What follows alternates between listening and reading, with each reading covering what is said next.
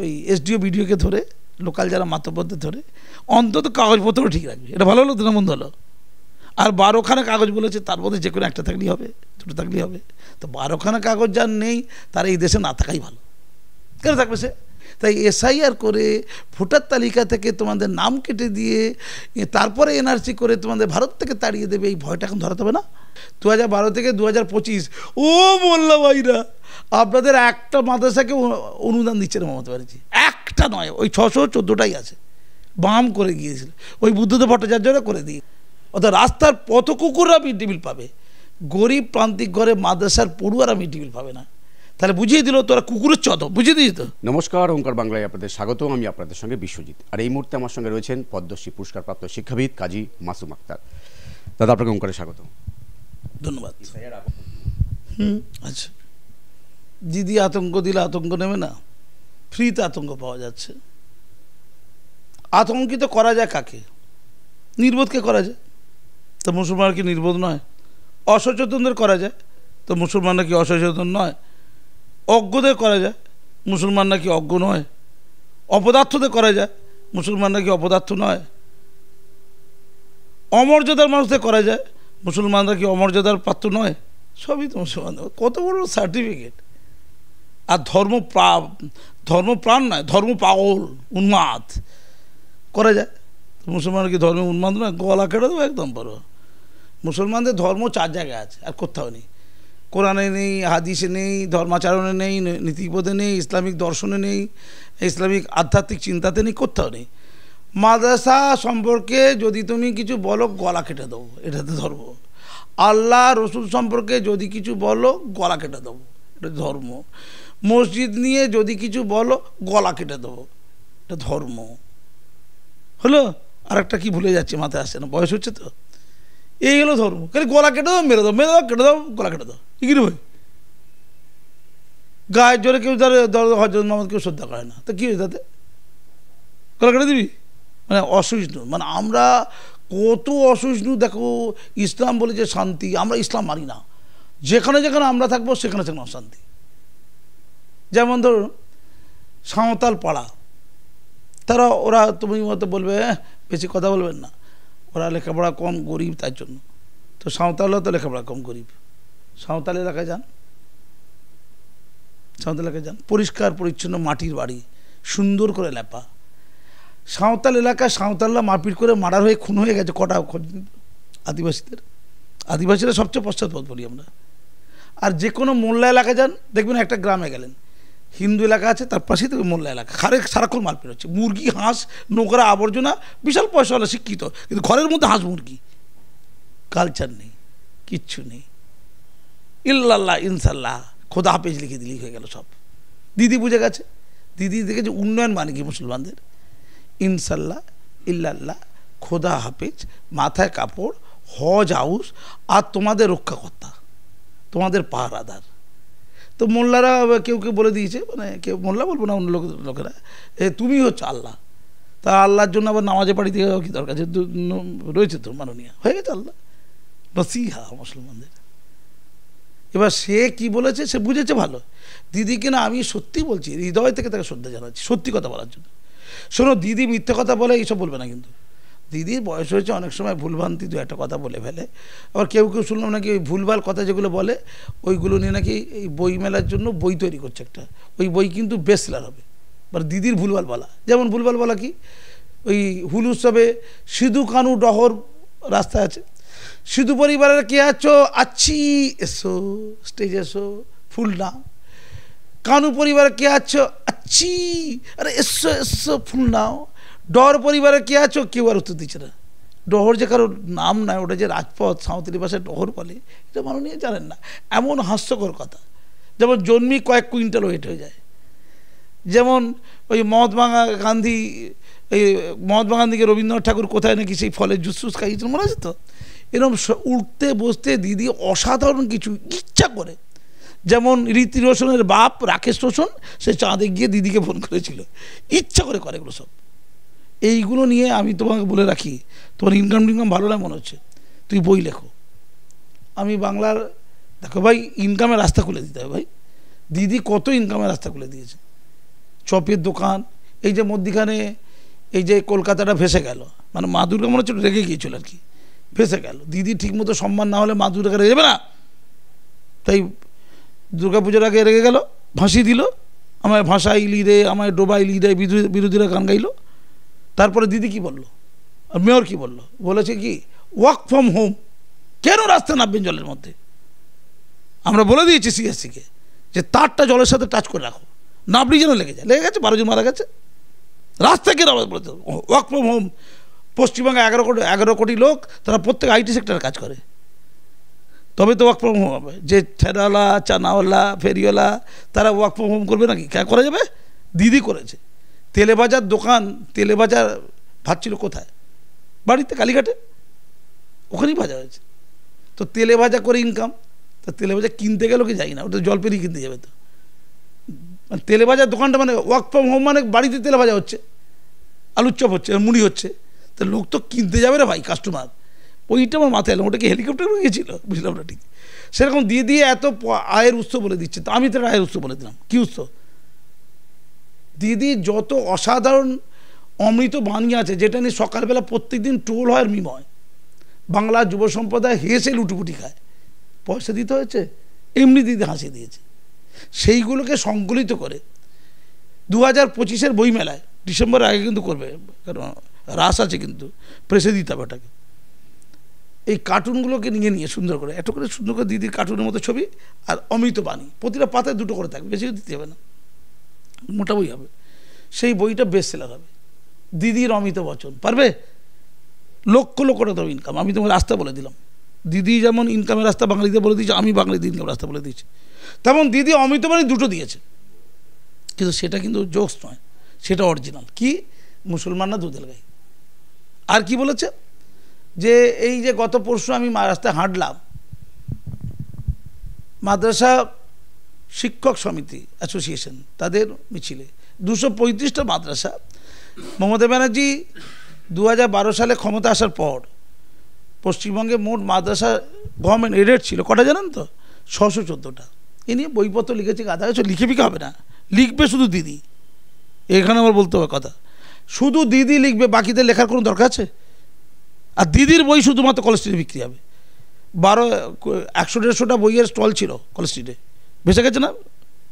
এই বৃষ্টিতে ভেসে গেছে তো, মা দুর্গা আসার আগে সব ভিজে গেল তো। এটা কেন হয়েছে? ওখানে রবীন্দ্রনাথ বলে একটা বুড়ো লোক আছে, সেকেলে লোক একটা আর কি, ব্যাকডেটেড, তার গীতাঞ্জলি বিক্রি হয়েছিল, দিদির কথাঞ্জলি বিক্রি হয়নি। দিদির যদি 150খানা বই ওই সব স্টলে থাকতো, কারো ক্ষমতা আছে, ঈশ্বরের ক্ষমতা আছে যে ভাসিয়ে দেবে, আমায় ভাসাইলি রে গান গাইছিস, দিদির বই বিক্রি ছিল না। সেরকম দিদি সব, দিদির বাইরে কিচ্ছু না, দিদির বাইরে তোমরা যাবে না। দিদি কি বলেছে? 235টা মাদ্রাসা নতুন করে তাদের অনুমোদন দিয়েছে। কে? দিদি। দিদি বলেছে 10,000 মাদ্রাসা আছে পশ্চিমবঙ্গে, খারিজি মাদ্রাসা, খারিজি মানে নিয়মের বাইরে, যেগুলোতে ধর্মশিক্ষা দেওয়া হয়, সেগুলো সবগুলোকে তিনি অনুমোদন দিয়ে দেবেন। কিন্তু অ্যাকচুয়ালি 10,000 মাদ্রাসা নেই, 5-6 হাজার মাদ্রাসা আছে। দিদি অনেক জেনে যায়, ফেরাদ হাকিম পাশে আছে, সঠিক তথ্য দিয়ে দিয়েছে, ডবল। দিদি যা বলে সব ডবল বলেন। তুমি একজন, তুমি বলো 2জন, দিদির কথা মানতে হবে। জনাদেশ পেয়েছে, তোমার কটা? 2টো হাত, দিদির 4টে হাত, মানতে হবে ওটা। তুমি জনাদেশ পেয়েছ, 2টো হাত পিটিয়ে লাল করে দেবো, 4টে হাত হবে, দিদি বলেছে ওটা। তো 235টা মাদ্রাসা ওরা বিক্ষোভ করছিল যে আমাদের বেতন দিচ্ছে না, আমাদের সামান্য একটা রেমুনারেশন দেয় 5-7 হাজার টাকা, চলে, আমাদের এডিট করতে হবে, ওরা বলেছিল। আর বলেছে আমাদের এডিট করা যেমন দরকার, এতদিন ধরে ওই 614 মাদ্রাসাই এডিট আছে, আর একটা বাড়ি বাবা বলেছে 2012 থেকে, বলছি 2012 থেকে 2025। ও মোল্লা ভাইরা, আপনাদের একটা মাদ্রাসাকে অনুদান দিচ্ছে না মমতা ব্যানার্জি, একটা নয়, ওই 614টাই আছে। বাম করে গিয়েছিল, ওই বুদ্ধদেব ভট্টাচার্যরা করে দিয়ে গিয়েছিল মোল্লাদের সাথে। বাকি মোল্লাদের একটা মাদ্রাসা অনুমোদন পাইনি, মানে অনুদান পাইনি, অনুমোদন পেয়েছে 235টা আউট অফ 10,000 বলতে বলেছিল 235। এবার ওরা বলছে আমাদের অনুদান দাও, তো ওদের অনুদান দিলে কত আর খরচা? বেশি না, 5-7 লাখ কোটি টাকা। কেন খরচা করে মোল্লাদের জন্য বলতো? মা দুর্গা রেগে যাবে, হিন্দু ভোট চলে যাবে, দেয়নি। শুধু তাদের নয়, তাদের 30,000 মতো ছাত্র আছে, 235টা ওই মাদ্রাসায়। মানে এটা ওয়েস্ট বেঙ্গল বোর্ড দ্বারা পরিচালিত, রিকগনাইজড হয়েছে, ওয়েস্ট বেঙ্গল মাদ্রাসা বোর্ড দ্বারা। সিলেবাসও আধুনিক, কিন্তু আধুনিক সিলেবাস তো দিদি পছন্দ না। খারেজি মাদ্রাসা হবে, অর্থাৎ সেখানে ধর্মীয় শিক্ষা শুধু দেওয়া হবে, কোরআন হাদিস ফেকা, আর ওই কোরআন হাদিস ফেকা ইত্যাদি, এইগুলো ধর্ম শিক্ষা দেওয়া হবে শুধু। কিন্তু এখানে আধুনিক শিক্ষা দেওয়া হয় অন্যায়। মুসলমানদের মানে আধুনিক করছে, চাকরি চাইবে তো কদিন পরে, তোরা সব ইমামা দিয়ে দিয়েছি, যা ইমাম হয়ে যা। কিন্তু এই 235টা দিয়ে ইমাম হওয়া যাবে না, এখানে আধুনিক শিক্ষা ডাক্তার ইঞ্জিনিয়ার হয়ে যাবে। খারাপ কথা, প্রচুর খারাপ কথা, বহুত না ইনসাফি। তো ওদেরকে ওই জন্য অনুদান দেয়নি। আমি গত পরশু ওদের সাথে হেঁটেছিলাম অনেকক্ষণ ধরে, এই তোমাদের মধ্যে সব বুম নিয়ে সব এসেছিল চ্যালেঞ্জ ফ্যালেন্ডরা।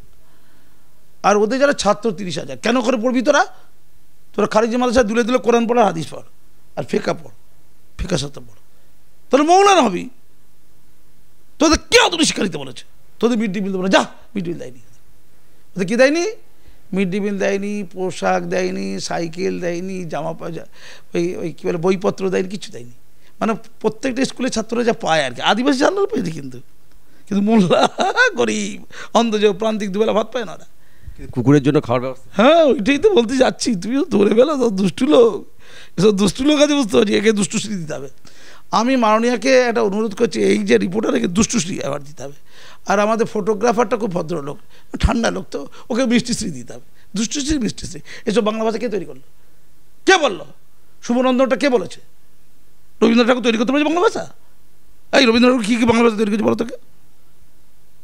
শেখাবে না বেশি, তাই গীতাঞ্জলি না কথাঞ্জলি চলবে। তো দিদি বুঝিয়ে দিল, আকার ইঙ্গিতে বুঝিয়ে দিয়েছে মোল্লাদেরকে, যে রাস্তার কুকুর যারা পথ কুকুর বলা হয়, তাদের জন্য মিড ডে মিলের বন্দোবস্ত হয়েছে।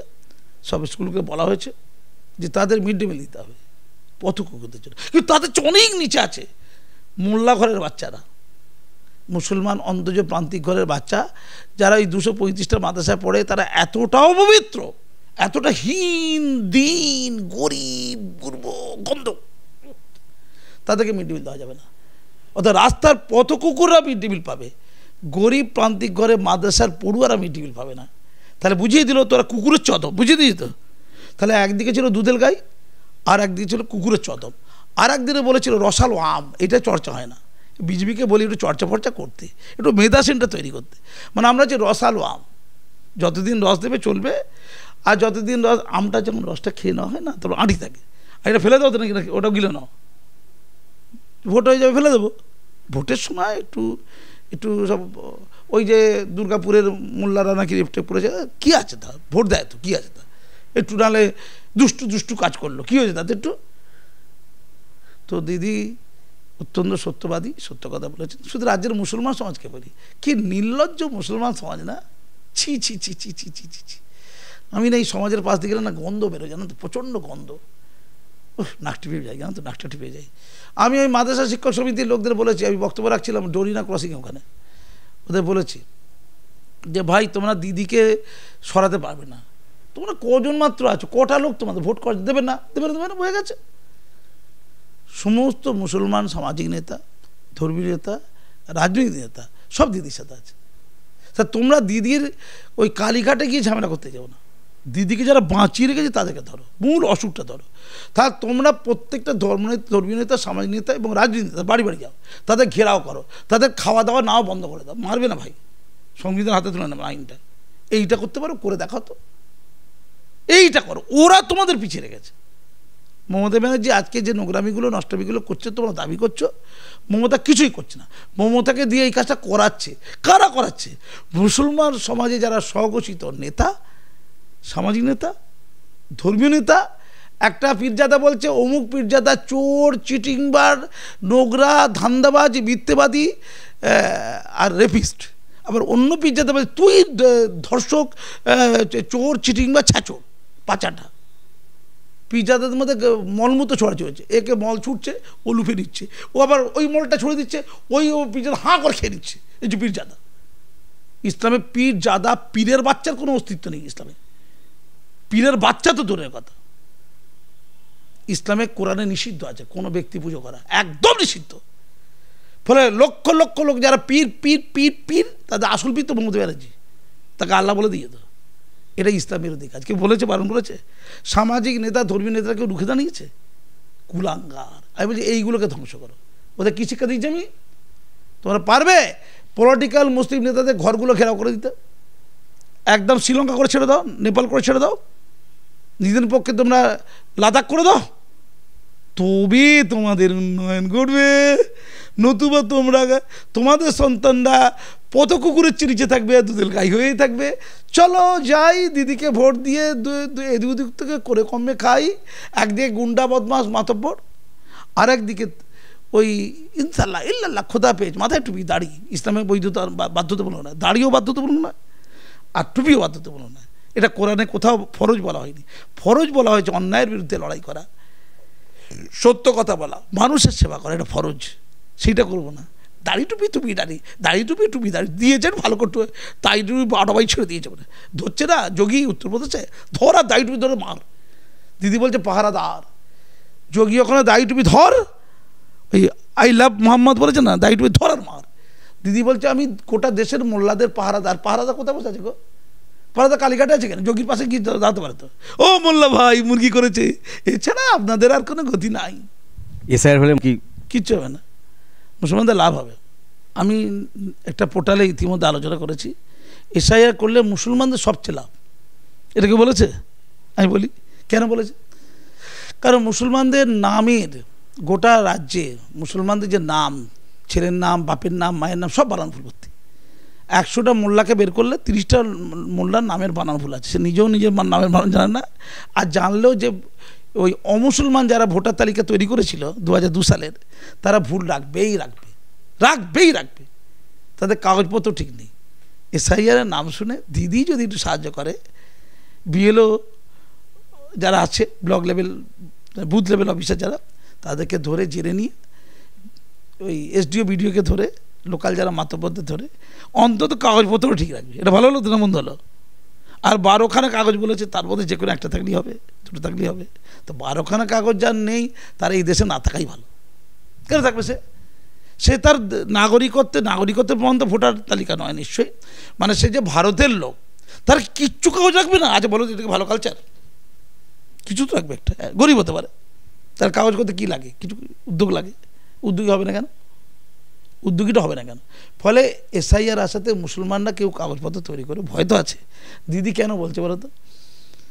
এসআইআর কী হবে? এসআইআরটা কী বলা হয়েছে? 2002 সালের যে ভোটার তালিকা, সেটা পাওয়া যাচ্ছে, ইজিলি পাওয়া যায়। কীভাবে পাওয়া যাচ্ছে? ওই ইলেকশন কমিশন ওয়েস্ট বেঙ্গলে ক্লিক করে প্রথমে যেতে হবে জেলায়, জেলা থেকে তারপর যেতে হবে কোন বিধানসভা কেন্দ্র, সেখানে বিধানসভা কেন্দ্র থেকে যেতে হবে কোন বুথ, সে তো জানে কোন বুথে ভোট দেয়। এবার বুথের মধ্যে পার্ট আছে, পার্ট নম্বর কত, সেটা খুঁজলেই ভোটার তালিকা বেরিয়ে আসবে, ক্লিক করলেই বেরিয়ে আসবে, মোবাইলে বেরিয়ে আসবে। করে নিজের নামটা আছে কিনা দেখে নিতে হবে, তারপর বাবার নাম আছে কিনা, ভাই বোনদের নাম আছে কিনা, মায়ের নাম আছে কিনা, হয়ে গেল। থাকা উচিত, যদি না থাকে বলবে আমরা ছিলাম, তার কাগজপত্র আছে।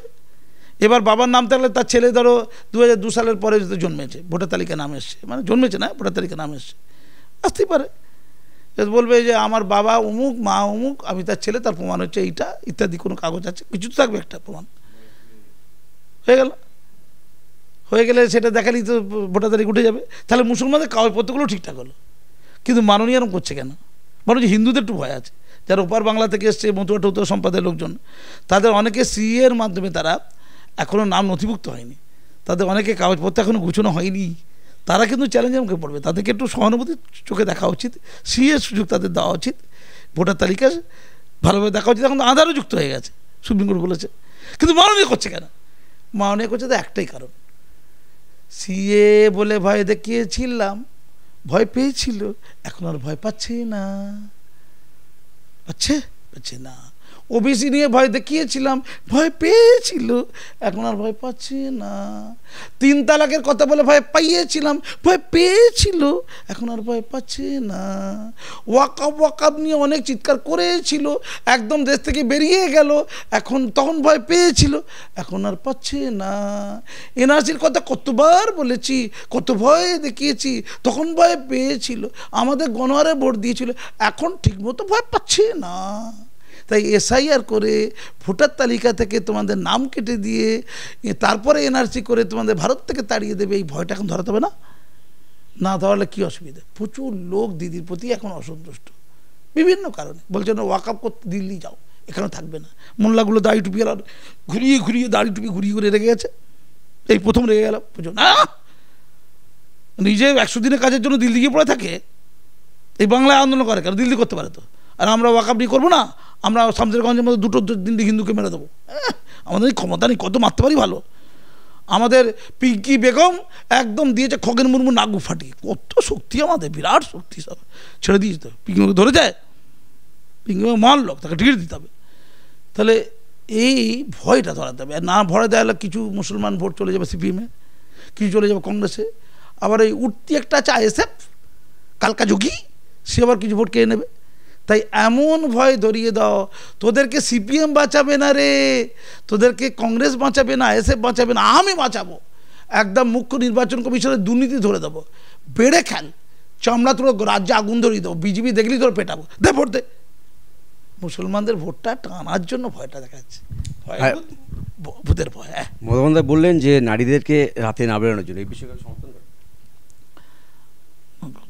নীতি পুলিশ তো দিদি, একটু তো দিদি কিন্তু অনেক বুঝে শুনে বলেছে। আচ্ছা, রাত 8টা বাজে, ওইদিকে জঙ্গল, হাফ কিলোমিটার তুই চলে গেলি। কলকাতা রাত 12টা যা, ওখানে তো আমার রাত 8টা, তার ড্র। ঠিকই তো, তুই একটা সব জিহাদি মার্কা সব মোল্লার আছে না, তুই হাত ধরে ধরে চলে গেলি। আর আমি তো জানি যার দুষ্কর্ম করেছে এই ছেলেটাই করেছে, আসলে ছেলেটাই মেয়েটাকে ওই বাকি ছেলেদের নিয়ে এসছে।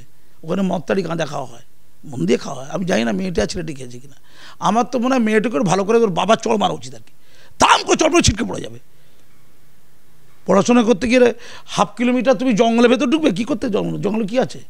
ওখানে মদ আছে, তাড়ি আছে, গাঁজা আছে, আর কী আছে? আর অসভ্যতা আছে, তুই ঢুকেছে কেন? আমার তো মনে হয় এই ঘটনা, রেপ হয়েছে, এটা অন্যায়। প্রতি মিনিটে ভারত একটা রেপ হয়, কটা? প্রতি মিনিটে। কিন্তু সরকারি খাতার নথিভুক্ত হয় কত প্রতিদিন, মানে প্রতিদিন কতগুলো নথিভুক্ত হয় সরকারি খাতায়, বলছি 86টা পার ডে রেপ।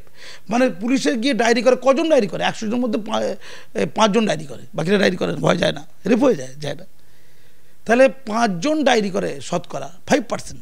সেই 5%টা অনুযায়ী ভারতের যে ক্রাইম ব্যুরো বলছে 2020, 21, 22-এর যে পরিসংখ্যান, সারা দেশে 32,000-এর মতো রেপ হয় বছরে 32,000, পার ডে হচ্ছে 86টা।